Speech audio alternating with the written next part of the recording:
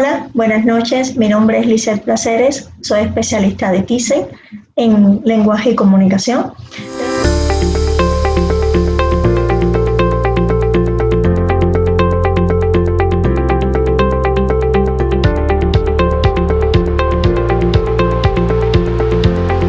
Le damos la bienvenida a través de, o en nombre de Thyssen, mi centro de terapia integral, a la conferencia sobre técnicas para el cuidado de la voz.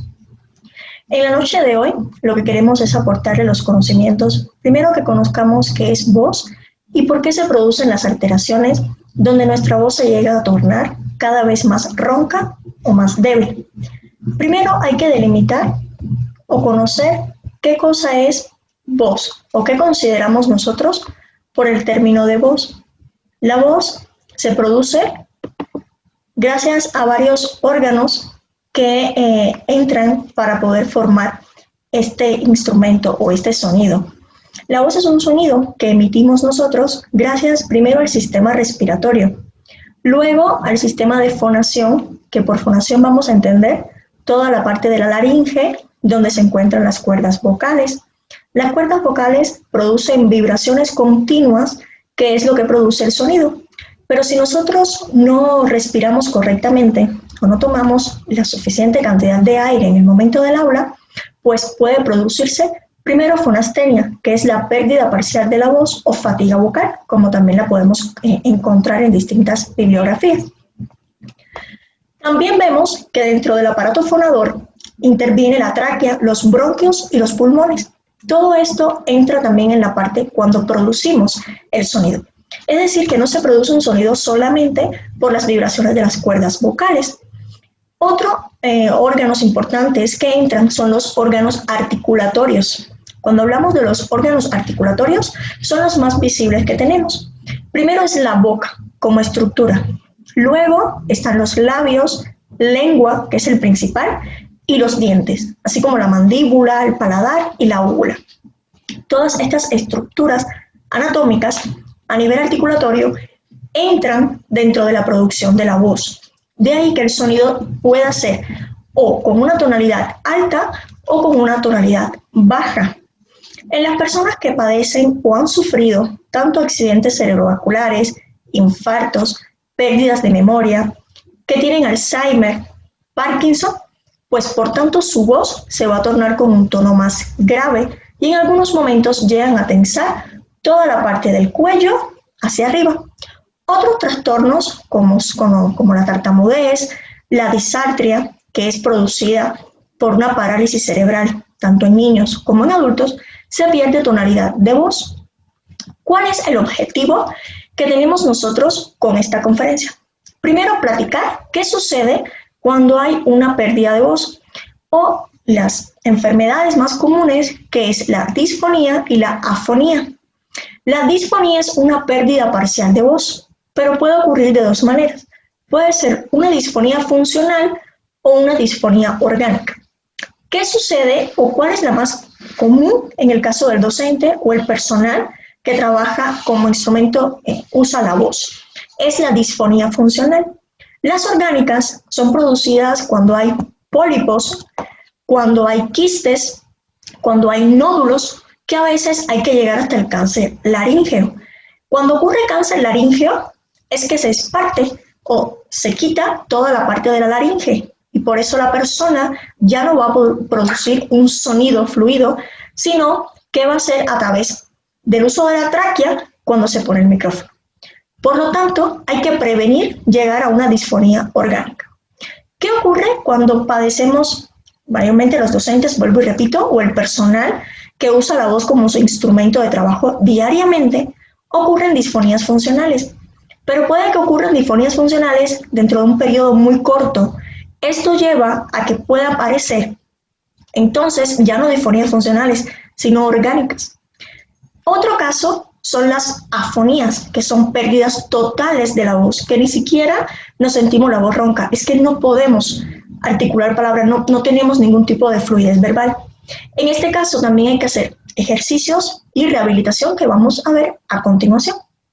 Estos son algunos de los trastornos más comunes que pueden padecer o que podemos tener en torno a nuestra voz, principalmente en las cuerdas vocales. Son dos telas muy finas que son las cuerdas vocales. Estas cuerdas vocales pueden llegar también a estar tensas. De ahí que a veces, y hay también disfonías psicógenas. ¿Cuáles son las disfonías psicógenas? Las que producimos producto de nuestros propios nervios o a nivel psicológico cuando estamos muy tensos por una situación estresante, por el trabajo. Dígase que a veces platicamos en más de 2-3 horas, nosotros no podemos permanecer constantemente esforzando la voz. Si no tenemos una correcta respiración, si no estamos relajados en el momento del acto verbal, pueden producirse distintos tipos de alteraciones vocales. En este caso, las principales son las disfonías. Fíjense que hay disfonías hasta en niños pequeños, debido al exceso de gritos que realizan los niños, sobre todo en este periodo de a partir de los 3 años, pues también hay que evitarlo, producto a que esto puede verse anomalidades en su voz o dificultades cuando el niño cambia. Hay también procesos fisiológicos que ocurren en los niños. Por ejemplo, cuando el niño es pequeño, su voz comienza a desarrollarse con tonos fuertes. Cuando el niño entra en la etapa infantil, ya su voz se torna media. Pero cuando llega a la adolescencia, hay cambios bruscos, tanto en personalidad como en voz, que puede verse o tornarse más grave, en otros una poca modulación de la misma. Ya cuando llegamos a la adultez, nuestra voz llega a tornarse con con otra tonalidad. En algunos se queda grave igual, en otros se ve más aguda, que es en el caso de la mujer. También hay muchas diferencias cuando hablamos de voz hablada o de voz cantada. Pero fíjense que en los dos términos, tanto hablada como cantada, entra la correcta respiración en función del habla.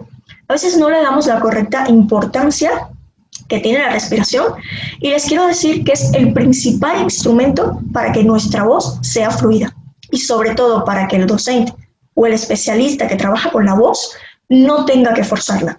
Cuando nosotros tomamos el aire necesario, que no es a nivel clavicular, no es acá ni en el tórax, es a nivel de diafragma.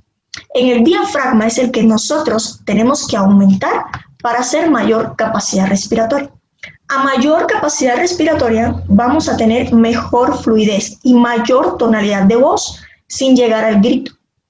Otro aspecto importante y que a veces varía en caso de los niños es la articulación correcta de los fonemas. Por supuesto que esto no tiene nada que ver con que el niño tenga trastornos de pronunciación, las llamadas dislalias, no. Esto tiene que ver que si nosotros no articulamos, no va a haber proyección de voz. Si nosotros no abrimos la boca, como decimos, en cada fonema y ponemos la lengua en la posición correcta, pues nuestra voz no va a tener fluidez y vamos a tener que llegar al grito. Y cuando realizamos el grito, en el día no se va a ver la disfonía. Pero cuando lo hacemos sistemático, estamos forzando nuestras cuerdas vocales. Dos telitas que están vibrando constantemente, una comienza a irritarse y por tanto comienzan las vibraciones con irritaciones y es lo que se produce con nódulos o quistes vocales. Vamos a ver también que todo esto depende de las interacciones comunicativas que tengamos. Por ejemplo, si estamos en un aula muy cerrada, pues no tenemos en la acústica, no hay por qué gritar, solo proyectar la voz en un tono medio. A veces elevamos mucho la tonalidad de nuestra voz porque es fisiológica, hay personas que tienen un tono más bajo, un tono más alto. Esto también se reeduca o hay ejercicios para aumento de tonalidad. Por ejemplo, cuando queremos aumentar la tonalidad en niños con discapacidades que tengan un tono muy bajo y que aún así no articulen correctamente, entonces por lo tanto tenemos que tomar el aire, llevarlo directamente al diafragma sin elevar los hombros y entonces hacer prolongaciones de vocales, de todas las vocales, pero de manera prolongada. En niños con tartamudez o en el adulto se trabaja de la misma manera, como ejercicios prácticos frente al espejo, porque el esquema corporal es inspiración, expiración, pues asimismo, con la toma y la salida del aire, es que nosotros vamos a ejecutar la pronunciación de sílabas prolongando solamente las vocales abiertas, A, E, O, U, pero el paciente tiene que hacer el gesto articulatorio de la vocal. De esta manera vamos a tener una voz más fluida y más densa, es decir, sin tensarlo. Como terapeutas tenemos que estar al pendiente de evitar tensiones musculares en el paciente, sobre todo cuando tienen estas necesidades, tanto Parkinson, tanto Alzheimer, autismo, síndrome de Down, afásicos o con parálisis cerebrales, hay que trabajarlo de esta manera. En el caso de los profesionales que padezcan de disfonías o que vean que tienen fonastenia, es decir, que su voz, cuando lleva más de una hora, no les da tiempo terminar, digamos, su clase, entonces lo que tenemos que hacer o lo que está sucediendo es un mal uso de la voz, y es a lo que llamamos las disfonías profesionales, que son muy comunes. También hay maestros que nos preguntan, es que llevo 20 años en la docencia. Por supuesto que el maestro que lleve 20 años, que al principio no usó o no tuvo una reeducación vocal adecuada y siempre ha tenido un mal uso de la misma, va a padecer fonastenia. Su voz se va a ver fatigada a mayor tiempo, a mayor prolongaciones. Cuando tampoco no hacemos pausas en un diálogo, en una conversación, puede que tengamos disfonías funcionales. No es en el día, no es a la semana, pero sí podemos producirnosla. Cuando sentimos dolor, ardor, picazón, sensación extraña en la garganta, no debemos forzar la voz, debemos hacer reposo e hidratarnos correctamente. Pasa mucho y la garganta y la laringe, sobre todo las cuerdas vocales, tienen que estar hidratadas constantemente. De ahí que el docente, cuando esté dando una plática o una conferencia o su clase normal, tiene que tomar cada 5 segundos agua, máximo 10, pero debe estar hidratándose constantemente. El garraspeo que a veces hacemos, ese es incorrecto. Esto cuando lo hacemos sistemáticamente diario, sí produce una disfonía funcional o una pérdida parcial de voz, fatiga, cansancio vocal. Todo esto repercute tanto a nivel psicológico como a nivel emocional en las personas. ¿Cuáles son los síntomas, como podemos ver, que producen cualquier tipo de disfonía, tanto afonía como las disfonías funcionales u orgánicas? Pérdida del tono, voz tensa o cuando nos sentimos muy estresados, ronquera, fonastenia, sensación de falta de aire y por tanto todo esto lleva a una voz cada vez más débil y más fatigada. Lo mismo, o aquí les presentamos algunos tips que podemos considerar para el propio cuidado de la voz. Esto va dirigido mayormente a los docentes, en este caso. Primero es hablar de frente. La lectura labiofacial no solamente se aplica para las personas sordas, se aplica para todo tipo de personas, porque cuando nosotros proyectamos la voz, el estudiante nos está viendo la articulación de cada fonema, y eso entra también en los trastornos vocales o en los trastornos de pronunciación.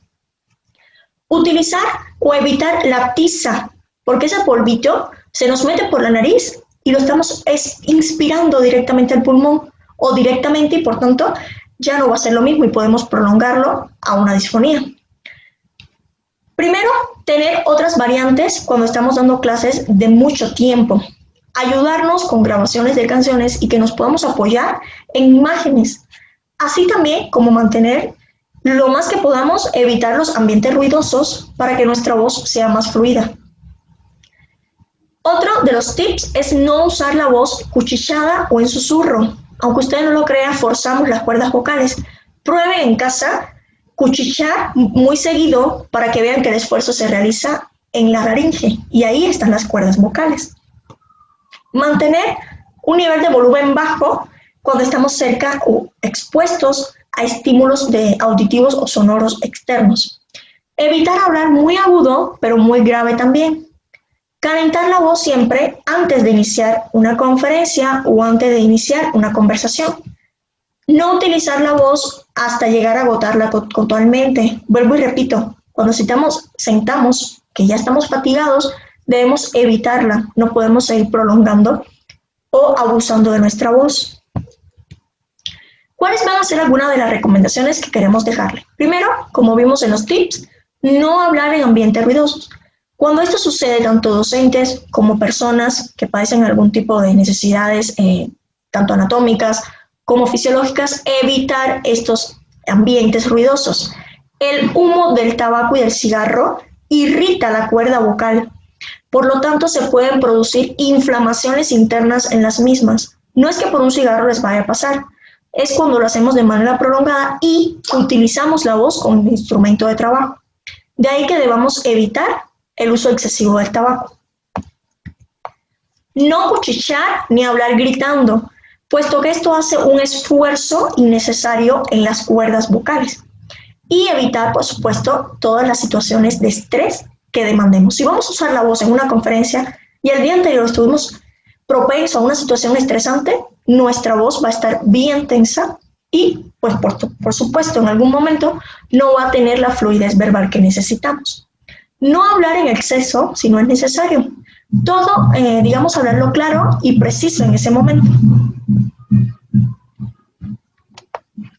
Hidratarse correctamente es otro de los ejercicios que podemos aplicar o hacer en estos casos, evitando de esta manera la fatiga vocal que se puede reflejar en la voz. Respirar correctamente. Ya les había explicado cómo debemos respirar con el esquema. Inspiración profunda por la nariz, inflamos el diafragma y expulsamos el aire por la boca. ¿Cuáles son los ejercicios? Primero, la relajación facial. Cuando nos relajamos de manera facial, la relajación facial es otro de los ejercicios que podemos hacer.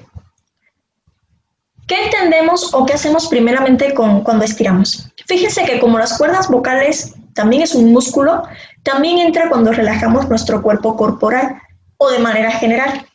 Lo mismo, con los pies separados, lo alineamos a la altura de nuestras caderas y con las rodillas flexionadas, dirigimos todo el coxis hacia adelante y levantamos los brazos hacia el techo. Todo esto va a estirar todas nuestras venas, la va a dilatar más y por tanto va a llegar el momento que nos vamos a relajar. Unido a estos estiramientos que pueden hacer tanto del abdomen, los músculos intercostales al lado de toda la parte del costillar, pueden relajarlo de esta forma y repetir el ejercicio de 2 a 3 veces en la mañana. Se puede repetir en la tarde o cuando sintamos que nuestro cuerpo se está tensando. De la misma forma interviene la relajación facial. La relajación facial es con la lengua, relajando y presionando cada pared interna de la boca, llevando la lengua a distintas posiciones. Y luego llevamos la lengua totalmente hacia atrás, como si nos fuéramos a tocar la úvula o campanilla que debe estar constantemente en movimiento a la hora que estamos realizando el acto verbal. De esta manera se deben relajar toda nuestra musculatura o la articulación que nosotros realizamos para un habla fluida. Estiramos lo más que podamos la lengua hacia afuera y la introducimos rápidamente hacia adentro. El ejercicio va variando y podemos tener varias repeticiones de este. Luego pasamos a calentar el diafragma.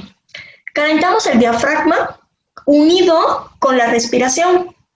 Como les expliqué, a mayor cantidad de aire que tomemos, más fluidez verbal vamos a realizar.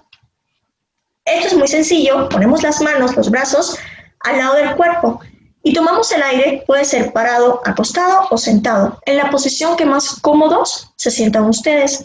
Y de esta forma, tomamos aire por la nariz, lo llevamos directamente a la panza donde está el diafragma y lo expulsamos suavemente por la boca en posición de tubo. ¿Para qué? Para lograr la proyección verbal de la respiración en función del habla. Si queremos aumentar tono, ya les expliqué que utilizamos las vocales prolongadas. ¿Cómo calentamos las cuerdas vocales? También calentamos cuerdas vocales. De esta forma, con los labios en forma de pico de pato, flojos, la garganta abierta, tenemos que hacerlo como un sentido común y la cabeza inclinada con el mentón pegado al pecho. Inspiramos por la nariz con ruido nasal y lo expiramos sonoramente por la boca. Lo pueden realizar con el fonema S de manera prolongada cuando vayan a expulsar el aire. Fíjense que esto lo podemos repetir 5 veces. Estos ejercicios de estiramiento son muy prácticos y llevarlo a cabo, diariamente les va a hacer capacidad respiratoria, siempre y cuando también trabajen en conjunto con las recomendaciones que vimos al principio. Y colocar la voz. Esto es más que importante antes de iniciar una plática o una conversación. Cuando colocamos la voz es poner los puntos articulatorios y la respiración correctamente para poder iniciarla.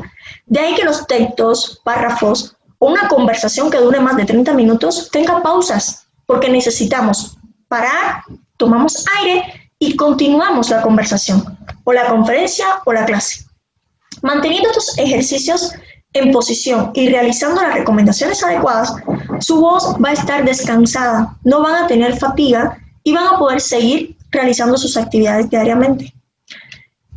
Si les gustó la práctica o la conferencia, pueden dejar sus comentarios y después les podemos responder. Espero que les haya gustado esta conferencia sobre las técnicas y recomendaciones vocales para el uso adecuado de la voz.